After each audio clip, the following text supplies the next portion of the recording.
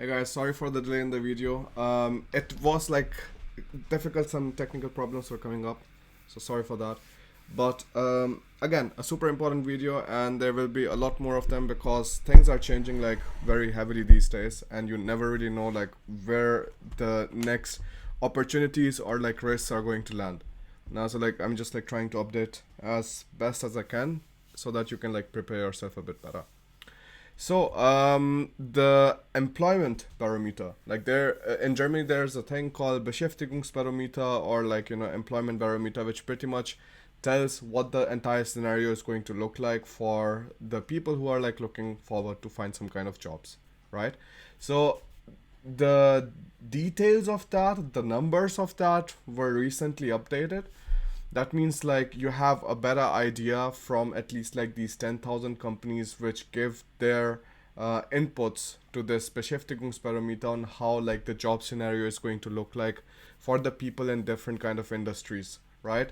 So you have the industry of verarbeitende Gewerbe, so like the refining processes. Then you have your construction industry. Then you have your trading sector, just like retail and selling and all of that. And then you have your services sector.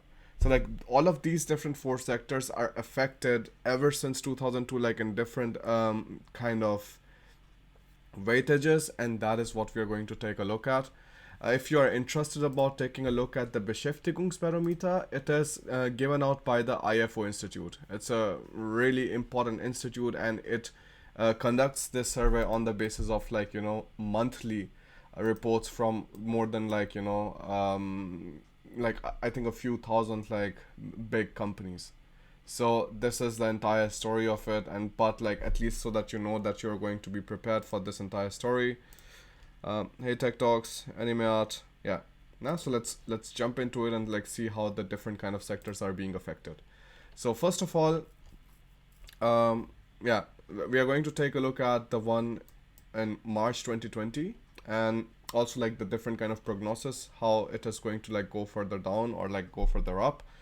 So right now, what was the situation is like, in 2018 it was like rising heavily, but towards the 2019 it had already been slowing down because of the higher, like the companies had actually like kind of employed more people than they needed, and like this is the reason like the indicator was already going down in 2019, and also a bit because of the recession. So a lot of companies were closing down, and because of the CO2 emission taxes that were put on the German manufacturers, the car manufacturers.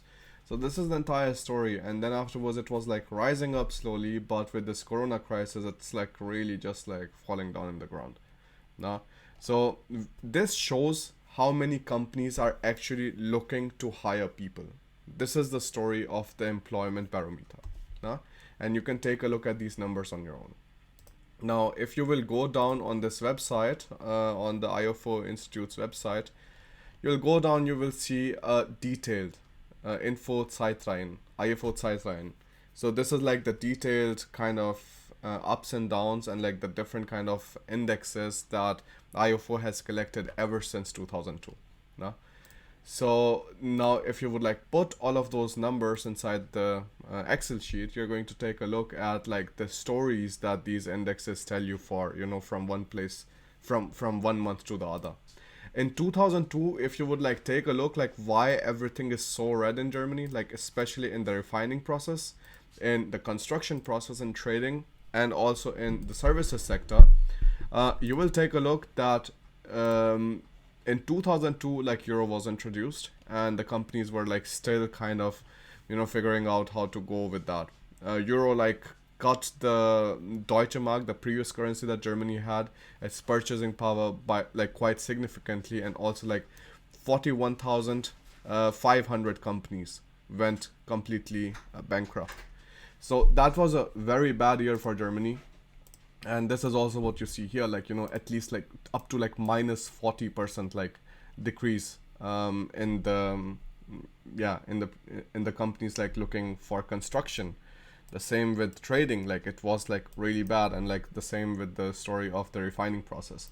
Now if you scroll down, like I've put this conditional formatting so that we are seeing that the ones which are like the minimum, like minus 45 or something, are like very bad, and 0 is like the medium, and then afterwards, if you see any kind of positives, they are going to be seen in the green numbers.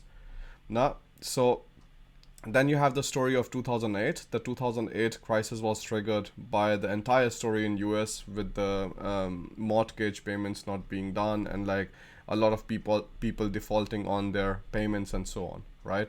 So this is the entire story there. Otherwise, like it was like still kind of coping up with the euro crisis. As soon as it was coping up, 2006 and 7 were looking nice, and all of a sudden the 2008 crisis came, and like Germany kind of screwed up there. But then afterwards, ever since 2010, it had been like doing well, you know, in the services sector especially. And most of the engineers, if you will like take a look, like all of the engineers who are going to be, you know, coming to Germany and finding jobs and stuff, for them the most important sector that you will be taking a look at is going to be the services sector, the Dienstleistungssektor. So ever since from 2010, like the demand for people, this is all it shows. It shows the demand for companies to find new people in particular sectors. Then afterwards, like ever since 2010, it has been doing well, and it was actually rising like crazy the last few years. Now in 2018, you had never seen the numbers of like 23, 22, 21, like, and it had been like constantly growing, but all of a sudden, even though in Feb, like you see, it was like up to like 10%. It's like just like, you know, not going down. In the refining process, yes, things had been like kind of like, you know, not working out that well, but services everywhere where engineers are being employed, it was just nice. Now, but like in March, it now is like trying to show it's like bad scenario. So there are going to be a lot of consequences. The first one is like directly going to be that the companies are going to look more like, you know, more and more for the people who are like more qualified, and like maybe would be kind of be conservative about the amount of compensation that they're going to pay. So this is like an important thing that you already have to remember. Now, so either you try to like not do anything and just like stay and not, you know, build your skills, and that would mean like you're essentially getting paid less once the entire crisis is over. Or the other way around, like, you know, if you're like building your skills, if you're like learning some languages, be it your programming languages or be it some foreign languages, then it is going to like pan out a lot better for you. Right now already, if you take a look at the different kind of jobs which are being put out, like this is from the Stellenwerk. So this is again like a job portal for students, and these were a few categories which are like heavily needing you know, people, new people, so that you know they can start working in these different kind of sectors. The first one is like the supermarkets, like you can like apply with them right now if you want to like work or like get some extra money. The also like the delivery sector is looking for jobs right now, and like these are the sectors which really like they came in a lot of demand because of the entire like, you know, e-commerce and the online kind of orders which are being placed right now. And Avisai is asking like a straight question. Abhi Germany aaye ki nahi? Avi, the simple thing is like there's not going to be one single country which is not going to be affected by it. And from the prognosis that you're going to see, like Germany is actually will be doing a lot better. The slump is going to be like between 4.5 and 9% in 2020, but with the current estimates that even like Deloitte, which is a management consulting company, is showing, is that in like 2021 the growth is going to be like around 11%, right? So this is like still a lot better than what you can like expect in India. So like if it's like the choice, if you should stay in India or like come to Germany, like any single day, like coming to Germany is going to be a better choice for your longer financial career.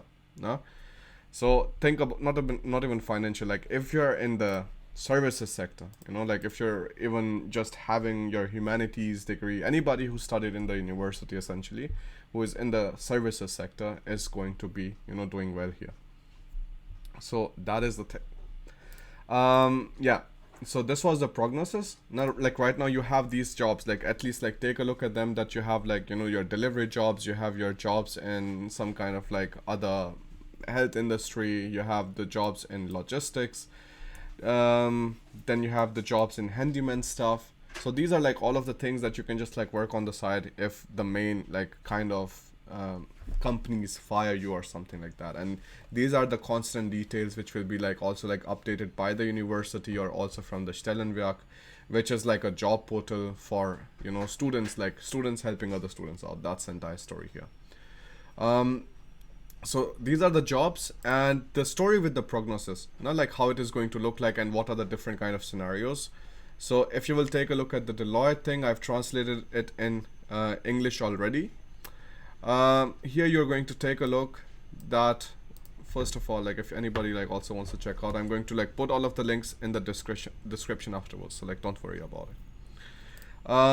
In the V scenario, so like there are like three different scenarios how like the economy is going to bounce back up, right? So like this is what you're seeing, how the different kind of like indexes running right now. Like this is the stock market essentially only for the industry of travel and leisure, not like 600 like biggest companies which are in Europe, who are involved in these like travel and leisure stuff.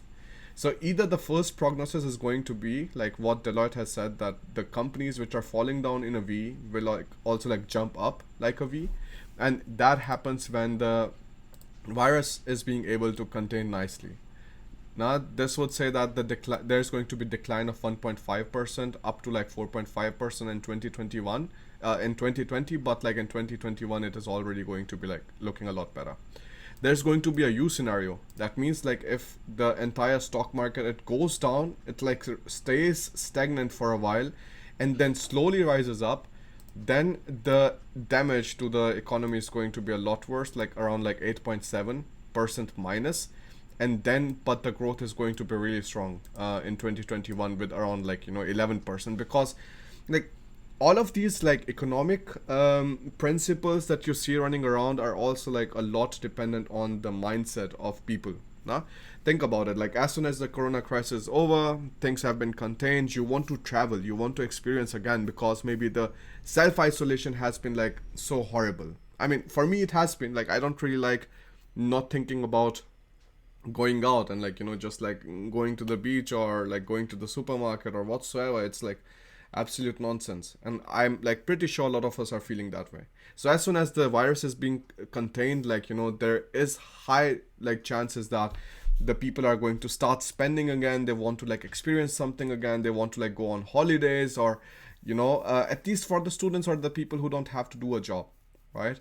So that is going to be the story. With the U scenario, like if it takes even longer and people have to stay even longer at homes, then the jump back up is going to be like really strong in 2021, 11%. Now, and like if you look at India's GDP right now, like where like the prognosis is just like 2.6%, and right now after the crisis and after the lockdown, it might even just go into minus. Like you are still going to be like much better here, and especially like for the people who are going to like just come to study, like you're still having the next 2 to 3 years just for studying, right?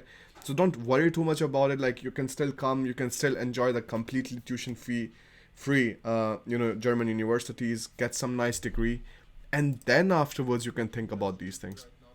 But at least like right now, this is not something that should be your concern, that how are the companies doing right now. Like yes, it is possible that right now maybe things don't work out that well, but that is like only temporary, and that is only because of the virus situation, not because inherently companies did something wrong, like that they were behaving in a way, maybe they accumulated a lot of debt and then they had to default on their loans or something like that. None of that was the scenario. Companies are doing just fine. Just because the people are not going out, people are not able to work, people are not able to buy, this is the reason like why things are looking bad. But like yes, U scenario is the best so far. Well, not the best, but like best for the economy, that like the jump is going to be a lot better. The L scenario is like that the company is kind of like here, that they drop down and like they stay there, which is like not a likely scenario right now, because there hasn't been anything wrong going on in the geopolitics of Europe. There haven't been some kind of like foreign invasions, or like maybe some companies are having civil wars or some stuff like that. There's like no scenario like that right now. No? So that is at least one scenario that you don't have to worry about. The two like likely ones are going to be the V1. In the V1, like the companies are going to start looking for people right away, and as soon as possible, because again they have to make up for all of the demand that has been rising in the company. Now, in the companies and in the economy. The U scenario, yes, I mean, then it might take a bit longer.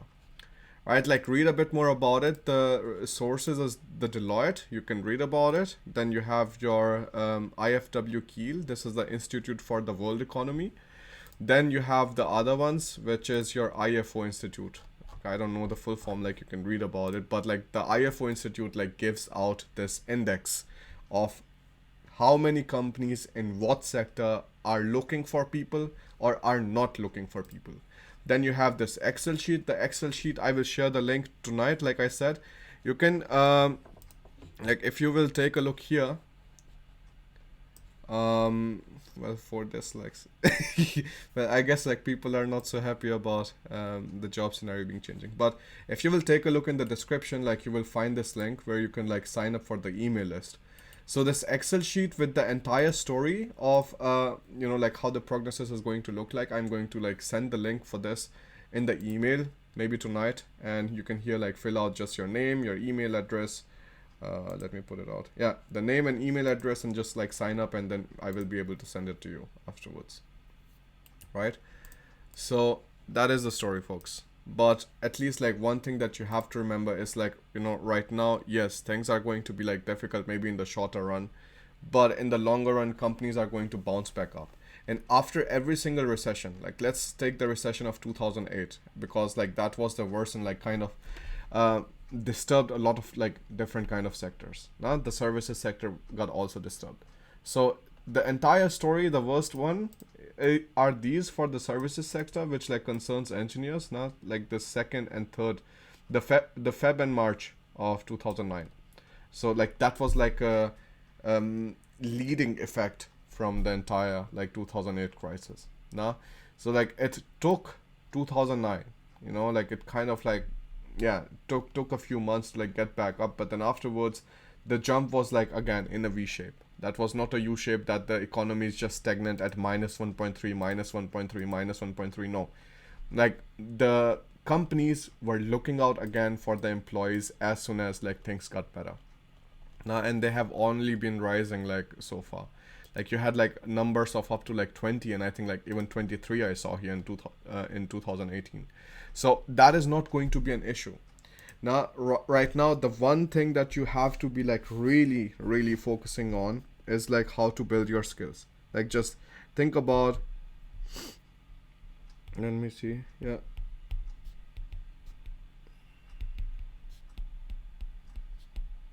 And this is anybody, who is like also maybe studying in Germany and is like maybe thinking about working afterwards, or if you're like looking for an internship, because I see like Prakhar is asking for if it would make sense to like do internship or not.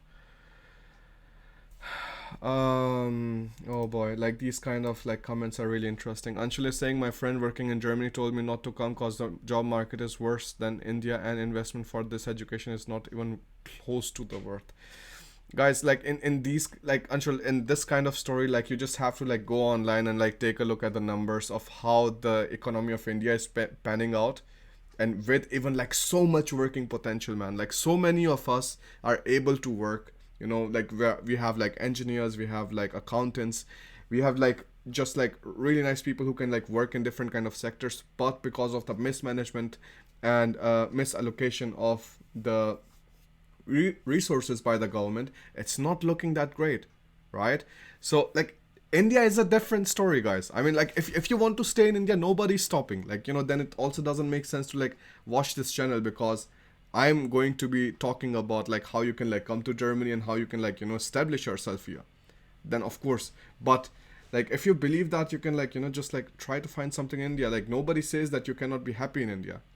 Like you can have your government jobs or like whatsoever, like you can also like find some nice jobs and like start working there. But if you want a nice work-life balance and also like study in Europe and completely for free, Germany is a great option.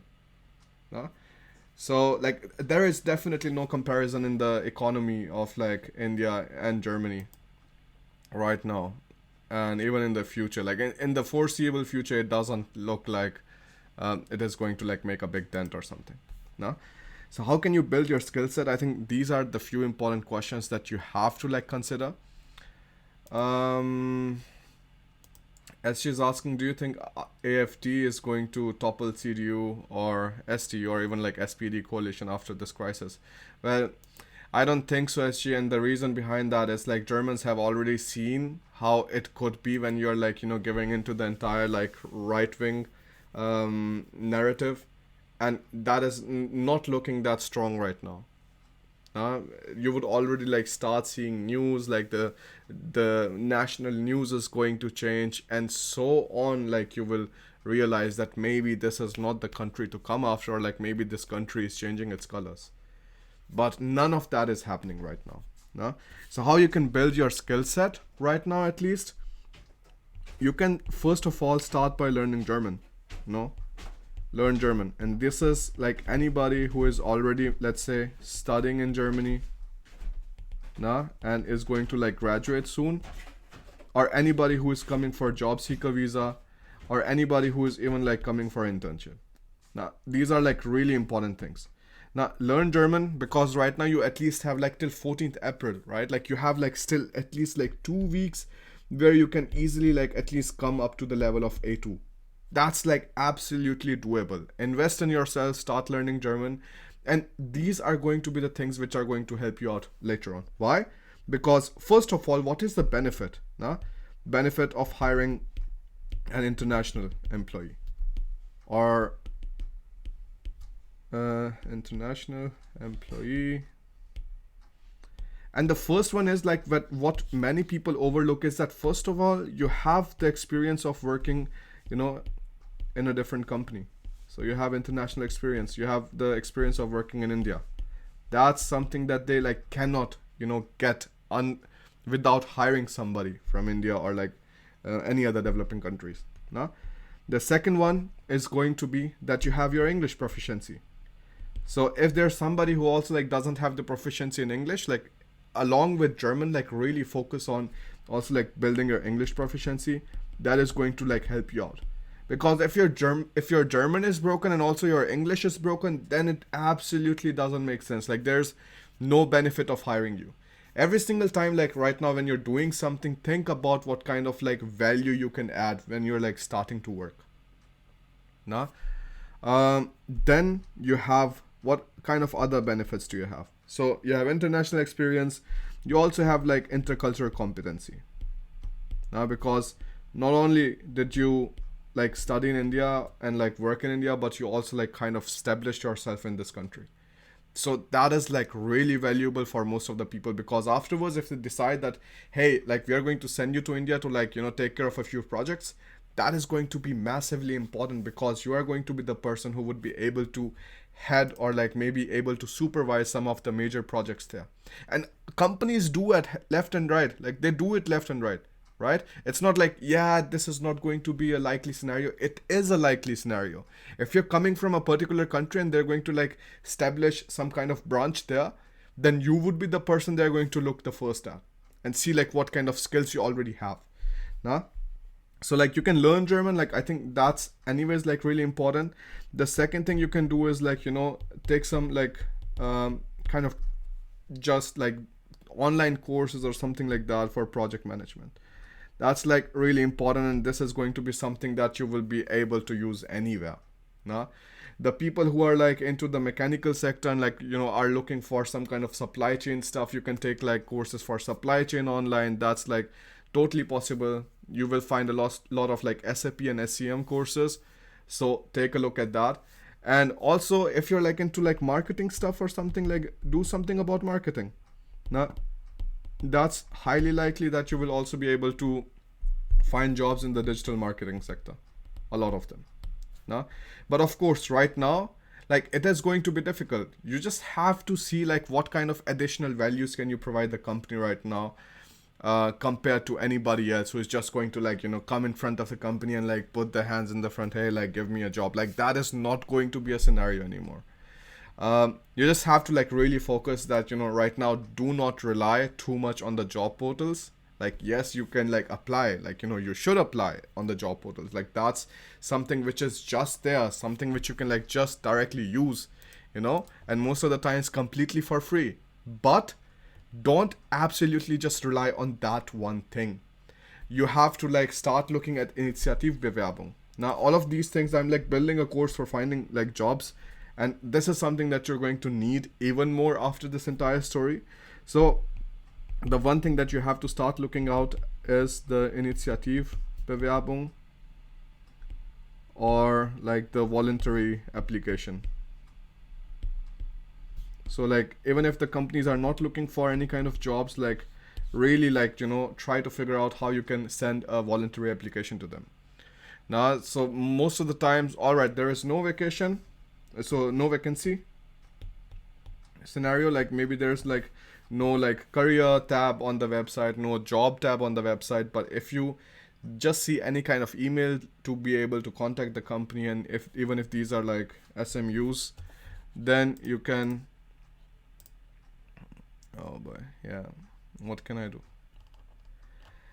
Yeah, so even if like you have some kind of like small and medium enterprises who can, maybe give you some kind of job, also like don't shy from like just applying to them. So think about these things and focus more on the Initiativbewerbung. This is also what is going to be the job course about, the job course on Big Academy. It is going to like kind of focus more on that, and like how do you write the motivation letter of motivation, and also like how do you write your cover letter and stuff. So like we are going to like really focus on these things, because when you're writing the Initiativbewerbung, it like really is not a very standardized process. In those kind of scenarios, you will have to like figure out how exactly can you understand the entire story, like the entire marketing process of like selling yourself to a company. Like, sounds like really horrible, but like that is what the entire scenario is going to be like. Prakar is saying, at this time seems like coming for bachelor's or master's is better than finding a job or internship. Actually, it is going to be like definitely more difficult, when you're like directly coming for a job right now. Like, that is like the truth, and like nobody can deny it, right? But like if you're coming for studies, you still have like time. Like, it is going to go back up in like 2021, and the only reason it is like going down is because like people are just not able to work. If people are not able to work or like come to the companies, why are like companies going to hire them? Because like it doesn't make any sense at all. If you're not able to show up for the job, if you're not able to work, or like if the people are not able to buy, it's useless, let me see some more. So right here we have a question from Harshvardhan. Hi bhai, I'm studying master in electromechanical engineering, and I have 6 years of work experience and wanted to work in automotive domain again. How's your experience, and which are the most demanding domains? So if you're like working in electromechanical engineering and wanted to work in automotive, I mean, right now like mechatronics is really going to pick up again. Trust me. Like, so this is going to be the aftermath. Think about the aftermath of this entire corona crisis. The supply chains are going to get cut short, because they are going to like build up some kind of extra buffers, how the entire, to like keep the entire supply line still steady in the story. So automation is something that is going to be heavily invested in. So if you are like, kind of like focused towards automation and AI and like the data analysis and all of those things, just think like maybe that is going to be like more in demand in the future, and also like how you can orient yourself a bit. Like, this was always anyways what the trend was. And this crisis, every single crisis, like kind of accelerates the direction of the trend. So like if maybe the world would be going to that particular direction maybe in a few years, a crisis always accelerates that. So you will see a lot better demand, or like a lot higher demand for automation, a lot higher demand for mechatronics. So think about these things, try to like, orient yourself in these places and see how it works out. because most probably, like, you know, this is the best option that you can, or like the best kind of chance you can take right now, right? All right then, folks, I'll see you in some other kind of video. Let's see, if you have any kind of questions, head over to Instagram. The Instagram is Bharat in Germany, and you can, like, you know, write me a DM if you have any kind of questions, and then we can like pick it up in the next video. No. All right then, folks, thanks a lot for watching the video. I'll see you in the next one. Bye bye.